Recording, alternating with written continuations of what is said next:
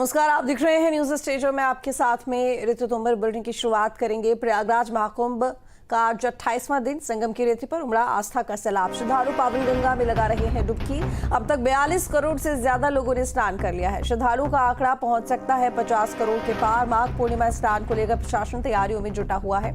अयोध्या, वाराणसी, मथुरा में भी श्रद्धालुओं की भारी भीड़ लगी हुई है। तो बता दें आपको कि दिन ब दिन आंकड़ा बढ़ता जा रहा है। प्रयागराज में पहुंचने वाले श्रद्धालुओं का प्रयागराज महाकुंभ, जिसका आज 28वां दिन है। संगम की रेती पर आस्था का सैलाब उमड़ा हुआ है और श्रद्धालु पावन गंगा में डुबकी लगा रहे हैं। अब तक 42 करोड़ से ज्यादा लोगों ने स्नान कर लिया है। श्रद्धालुओं का आंकड़ा अब 50 करोड़ के पार पहुंच सकता है। माघ पूर्णिमा स्नान को लेकर प्रशासन तैयारियों में जुटा हुआ है। अयोध्या, वाराणसी, मथुरा में भी श्रद्धालुओं की भारी भीड़ लगी हुई है। तो बता दें कि आंकड़ा 50 करोड़ के पार पहुंच सकता है। पहले सरकार का अनुमान था कि लगभग 40 करोड़ लोग महाकुंभ में स्नान के लिए पहुंच सकते हैं, लेकिन 42 करोड़ का आंकड़ा महज 28 दिन में ही पूरा हो चुका है।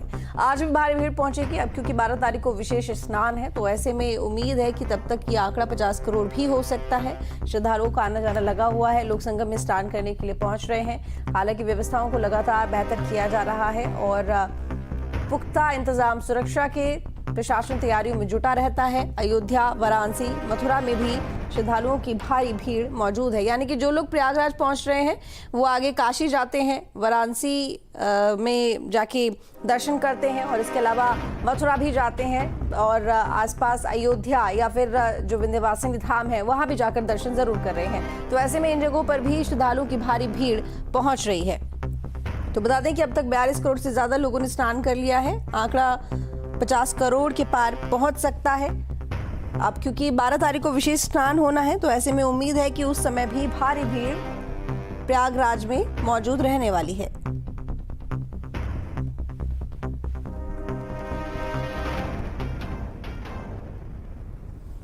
तो श्रद्धालु पावन गंगा में डुबकी लगा रहे हैं। संगम में पहुंचकर पुण्य की प्राप्ति के लिए, मोक्ष की प्राप्ति के लिए बड़ी संख्या में देश और दुनिया से लोग संगम में स्नान करने के लिए पहुंच रहे हैं। तो माघ पूर्णिमा स्नान को लेकर भी तैयारियां तेज हो गई हैं।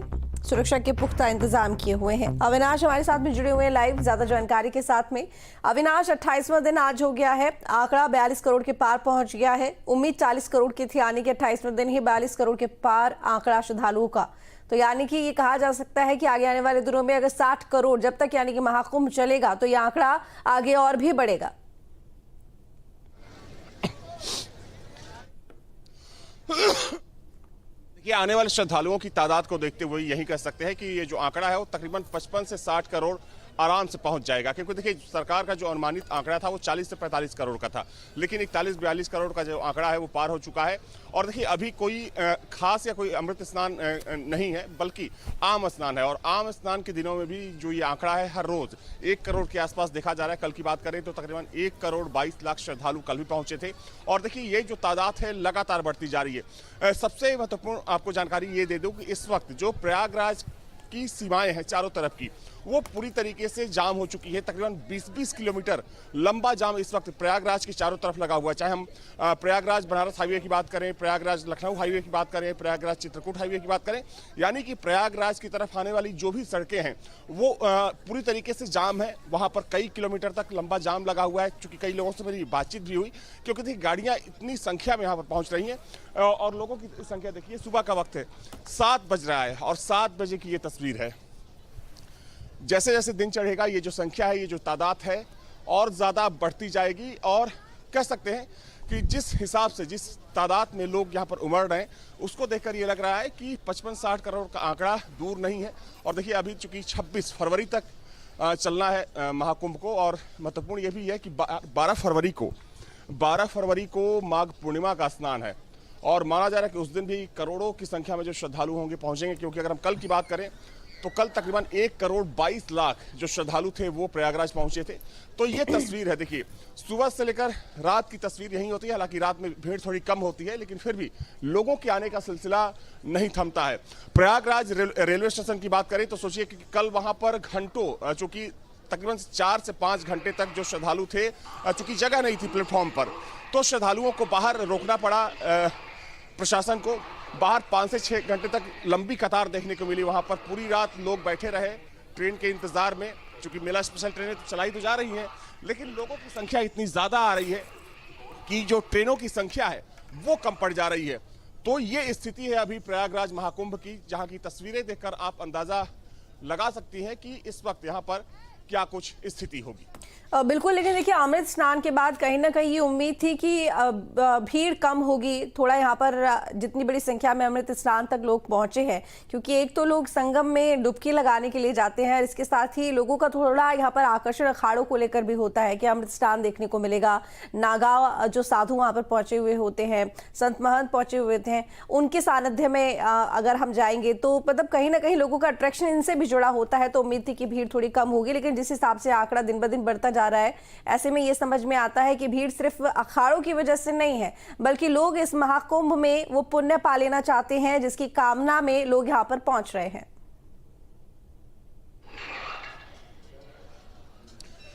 देखिए, इसमें कोई दो राय नहीं कि अखाड़ों के प्रति लोगों की आस्था और श्रद्धा तो रहता ही है, लेकिन चूंकि लोगों में इस बात को लेकर उत्साह देखा जा रहा है कि जो एक जिसको लेकर कहा जा रहा है कि 144 सालों के बाद ये संयोग बना है, तो लोग ये सोच रहे हैं कि कम से कम एक बार स्नान किया जाए।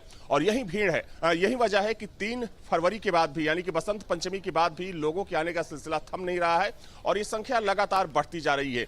ना सिर्फ उत्तर प्रदेश बल्कि भारत के कोने कोने से लोग पहुंच रहे हैं। और देखिए, ऐसा कोई राज्य नहीं होगा जहां से लोग इस वक्त प्रयागराज महाकुंभ नहीं आ रहे हैं। लेकिन देखिए, एक बड़ी समस्या ये देखी जा रही है कि चूंकि जो कह सकते हैं कि जो सरकारी वाहन है, चाहे हम सरकारी बसों की बात करें या फिर ट्रेनों की बात करें, तो चूंकि ये तो फुल चल ही रही है, लोग बड़ी तादाद में अपनी गाड़ियों से प्रयागराज का रुख कर रहे हैं, जिसकी वजह से जाम की समस्या से लोगों को जूझना पड़ रहा है। आपको बता दूं कि इस वक्त अगर बनारस और लखनऊ हाईवे की बात करें तो तकरीबन 20 किलोमीटर लंबा जाम लगा है। कुछ यही स्थिति प्रयागराज और लखनऊ रूट का है, वहां भी तकरीबन 15 से 20 किलोमीटर लंबा जाम है। लोग कल रात से 12 बजे से लेकर अब तक इंतजार कर रहे हैं कि वो प्रयागराज की सीमा में प्रवेश कर जाएं, लेकिन अभी भी वो प्रयागराज के बाहर हैं, उनकी एंट्री नहीं हो पाई है। तो ये स्थिति है गाड़ियों के आवागमन को लेकर, जो पूरा कह सकते हैं कि जो पूरा बॉर्डर है वो इस वक्त पूरी तरीके से चोक हो गया है। लोग 8-8 घंटे इंतजार कर रहे हैं और किसी को लग रहा है कि अब चूंकि ये जाम नहीं खुलने वाला तो वो वहां से पैदल ही निकल पड़ रहा है। तो ये कुछ स्थितियां इस वक्त यहाँ पर जो देखने को मिल रही हैं और माना जा रहा है कि 12 फरवरी तक ये जो तादाद है, ये जो भीड़ है, ऐसे ही बढ़ने वाली है। बिल्कुल ठीक कहा आपने, लेकिन इसके साथ ही सुरक्षा के इंतजामों की बात करें तो छुटपुट घटनाएं आगजनी की पिछले कुछ दिनों में देखी गई हैं थोड़ी बहुत। तो हालांकि काबू तुरंत पा लिया जाता है, क्योंकि यहाँ पर इंतजाम इस तरह से है कि तुरंत किसी भी पैनिक सिचुएशन के लिए एक्टिवली काम किया जाता है। पर इसके अलावा खोया पाया केंद्र हो गया या फिर सुरक्षा को लेकर इंतजाम हो गए और लोगों की जो भीड़ संगम नोज के लिए रहती है, इनके लिए किस तरीके से दिन प्रतिदिन की भीड़ को देखते हुए कदम उठाए जाते हैं और सुविधाओं को और बेहतर किया जाता है?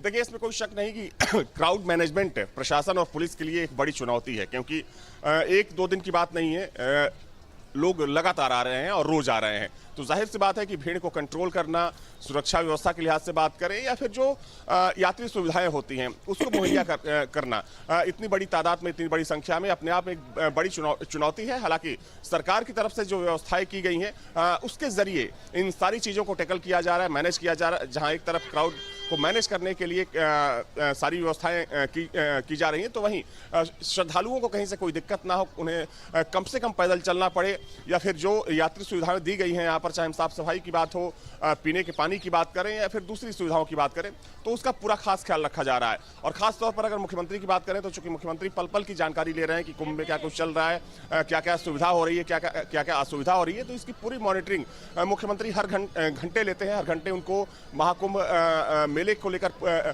जो सीएम ऑफिस के अधिकारी हैं वो पूरी रिपोर्ट देते हैं, फीडबैक देते हैं। तो सरकार की तरफ से व्यवस्थाएं तो जरूर हैं। हाँ, ये कह सकते हैं कि पुलिस प्रशासन कहीं कहीं पर, हालांकि पुलिस प्रशासन भी बहुत अच्छा उनके द्वारा काम किया जा रहा है, लेकिन हाँ, कुछ लोगों की वजह से कुछ व्यवस्थाएं फैली थी मौनी अमावस्या के दिन और कई जगहों पर ऐसी चीज़ें देखने को मिलती है। लेकिन कुल मिलाकर कह सकते हैं कि जो सरकारी व्यवस्थाएं हैं या फिर जो प्रशासनिक तैयारी है वो अपने आप में बेजोड़ है और यही वजह है कि इतनी बड़ी भीड़ को मैनेज किया जा रहा है, इतनी बड़ी संख्या में लोग रोज आ रहे हैं और संगम में स्नान कर पा रहे हैं। बिल्कुल अविनाश, क्योंकि आज 9 तारीख हो गई है, 12 तारीख के लिए पूर्णिमा के स्नान के लिए कोई बहुत ज़्यादा वक्त अब नहीं बचा है। ऐसे में कितनी संख्या में लोग पहुंच सकते हैं, क्या अनुमान है लोगों की? जो लोग महाकुंभ से लौट कर आ रहे हैं वो एक सबसे बड़ी जो उनकी शिकायत रहती है वो यही कि चलना बहुत पड़ता है, 10-12 किलोमीटर का वो सफ़र बताते हैं। इसके अलावा जिन लोगों को बॉर्डर के बाहर रोक दिया जाता है उनको काफ़ी इंतजार करना पड़ता है। तो क्या अभी भी इस तरह की सिचुएशन बनी हुई है?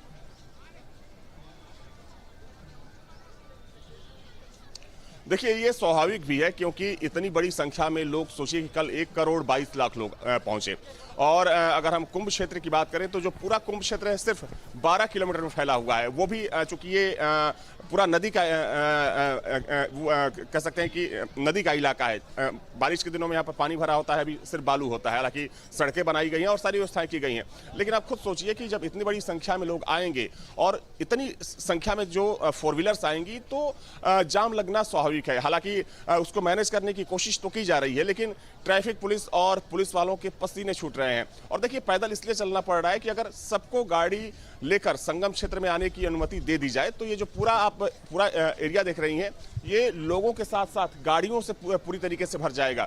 तो ये संभव नहीं है, इसलिए गाड़ियों को थोड़ी दूरी पर रोका जा रहा है। हालांकि चूंकि जाम तो लग रहा है, जाम की वजह से जो लोग परेशान हो रहे हैं वो खुद ही चलना शुरू कर दे रहे हैं। हालांकि जो एंट्री है गाड़ियों की, वो जो मेला पार्किंग है वहां तक गाड़ियों को आने की अनुमति दी जा रही है, जो तकरीबन यहाँ से 2.5 से 3 किलोमीटर दूर है। लेकिन फिर भी कह सकते हैं कि जाम बहुत ज्यादा है, जो पूरा शहर है वो जाम हुआ पड़ा है। कल शाम की स्थिति ये थी कि जो लोग शहर में निकले हुए थे उन्हें 4 से 5 घंटे जाम से जूझना पड़ा, जाम में फंसे रहे, तब जाकर बाहर निकले। तो ये स्थिति है। चूंकि लोगों को ये लग रहा है कि अब जो वीआईपी मूवमेंट है वो खत्म हो चुका है, प्रधानमंत्री भी आ चुके हैं, तो अब कुंभ मेला खाली हो गया होगा, लेकिन ऐसा नहीं है। तस्वीरों के जरिए आपको दिखा दें, समझा दें कि इस वक्त क्या स्थिति होगी। सुबह का समय है और देखिए, जब कोई खास या अमृत स्नान होता है तब हम लोगों ने पहले देखा था कि ऐसी स्थिति होती थी, लेकिन अब रोज, अगर हम 4 तारीख के बाद की बात करें, चूंकि 3 तारीख के बाद 4 तारीख को भीड़ थोड़ी सी कम थी, लेकिन 4 के बाद जो भीड़ बढ़ना शुरू हुई है वो रुकने का नाम नहीं ले रही है। और ये देखिए, ये सिर्फ एक सड़क की तस्वीर है। आप इस वक्त जहां भी चली जाएं, खासतौर पर जो संगम के आसपास के जो भी सेक्टर्स हैं, वहां पर लोग खचाखच भरे हुए हैं सड़कों पर। सुबह से लेकर शाम तक लोगों का रेला चला आता है, वे संगम में स्नान करते हैं, फिर यहाँ चले जाते हैं। हाँ, प्रशासन की कोशिश ये होती है कि जो लोग स्नान कर चुके होते हैं उनको यहाँ पर रुकने ना दिया जाए, जगह खाली कराया जाए, ताकि जो दूसरे श्रद्धालु इंतजार कर रहे हैं शहर में और यहाँ पर आने के लिए, उन्हें मौका मिल सके। तो ये एक अपने आप में कह सकते हैं कि ठीक है अविनाश, क्योंकि बहुत शुक्रिया आपका तमाम जानकारी के लिए। भगवान भोले